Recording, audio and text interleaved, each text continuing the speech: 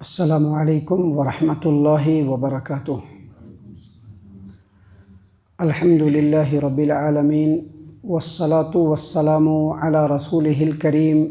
وعلی آلہ وصحبہ اجمعین، اما بعد۔ معزز سامعین کرام، جیسا کہ آپ تمام کو معلوم ہے کہ اس سے پہلے جو دروس ہم نے آپ کے سامنے پیش کیے ہیں اس میں دجال کے بارے میں نبی اکرم صلی اللہ علیہ وسلم نے جو خبر اپنی امت کو دی ہے، جو علم اپنی امت کو دیا ہے، ان باتوں کو تھوڑا تھوڑا کر کے اللہ کی توفیق سے ہم نے آپ کے سامنے پیش کیا ہے۔ سامعین کرام، آج کے اس درس میں ہم بتلائیں گے کہ دجال لوگوں کو گمراہ کرنے کے لیے کون سا دعویٰ کرے گا، اس کا دعویٰ کیا ہوگا۔ تو دیکھیے، اس سلسلے میں حدیث ہے، شیخ البانی رحمہ اللہ کی کتاب ہے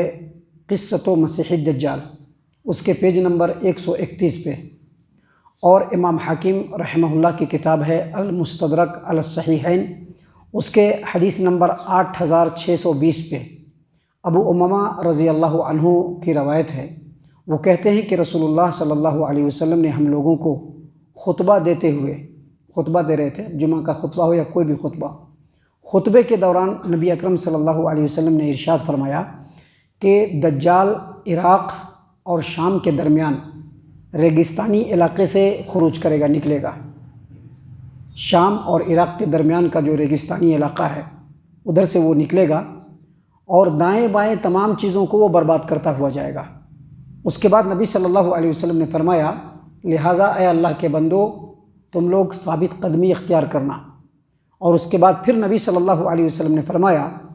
فَإِنَّهُ يَبْدَأُ فَيَقُولُ أَنَا نَبِيٌّ وَلَا نَبِيَّ بَعْدِي، یعنی نبی صلی اللہ علیہ وسلم نے فرمایا کہ وہ شروع میں اس بات کا دعویٰ کرے گا کہ میں نبی ہوں۔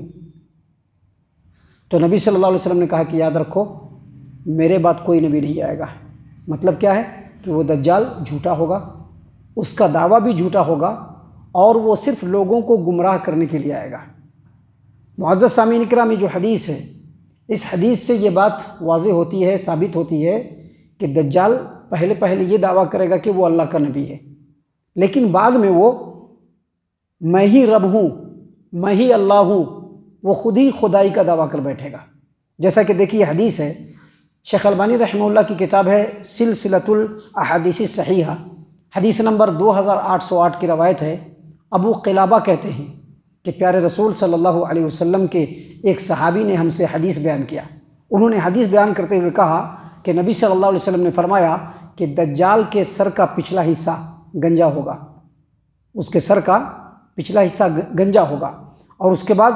نبی صلی اللہ علیہ وسلم نے فرمایا کہ عنقریب وہ دعویٰ کرے گا کہ میں تم لوگوں کا رب ہوں، وہ دعویٰ کرے گا کہ میں تمہارا رب ہوں، تم لوگوں کا رب ہوں۔ جس کے سامنے جائے گا وہاں پر وہ یہی دعویٰ کرے گا کہ میں ہی رب ہوں۔ تو نبی صلی اللہ علیہ وسلم نے فرمایا کہ جب وہ دعویٰ کرے گا کہ میں رب ہوں،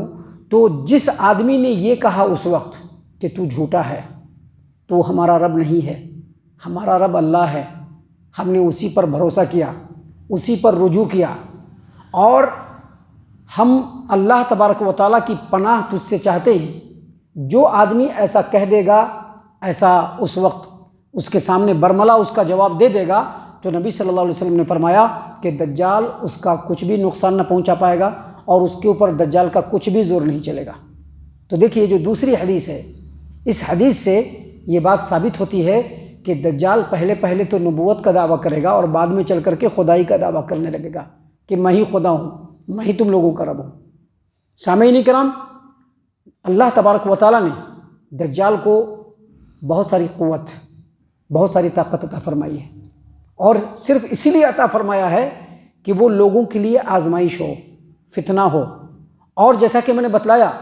کہ جتنے بھی انبیاء اس روئے زمین پر گزرے ہیں، سبوں نے دجال کے بارے میں یہ بتلایا ہے کہ دجال کا فتنہ رونما ہونے والا ہے، لیکن نبی صلی اللہ علیہ وسلم نے اسپیشلی دجال کی ایک ایک صفت کو لوگوں کے سامنے، اپنی امت کے سامنے واضح کیا۔ کیوں؟ تاکہ دجال کے بارے میں لوگ جان جائیں۔ تو جب وہ دعویٰ کرے گا کہ میں تمہارا رب ہوں، تو اس کا دعویٰ خالی خلی نہیں ہوگا، بلکہ اس کے لیے وہ دلیل بھی پیش کرے گا، جیسا کہ حدیث ہے صحیح مسلم کتاب الفتن بابو ذکر الدجال، نواس بن سمعان رضی اللہ عنہ سے روایت ہے، وہ کہتے ہیں کہ نبی صلی اللہ علیہ وسلم نے دجال کا ذکر فرماتے ہوئے کہا کہ دجال ایک قوم کے پاس آئے گا اور اس کو دعوت دے گا کہ میں تمہارا رب ہوں، اس کو دعوت دے گا کہ میں تمہارا رب ہوں، مجھ پر ایمان لاؤ۔ قوم کے لوگ اس پر ایمان لے آئیں گے۔ کیوں ایمان لائیں گے؟ نبی صلی اللہ علیہ وسلم نے کہا کہ جب وہ بادل کو حکم دے گا کہ برسو تو بادل برسنا شروع ہو جائے گا، بادل کو حکم دے گا کہ پانی برساؤ، پانی برسنا شروع ہو جائے گا، آسمان سے بارش گرنا شروع ہو جائے گا، اور زمین کو کہے گا کہ سبزہ اگاؤ تو زمین سے جو ہے درخت، سبزے، پیڑ پودے سب نکلنا شروع ہو جائیں گے۔ تو ان تمام حدیثوں کو سامنے رکھنے کے بعد یہ بات ثابت ہوتی ہے کہ دجال،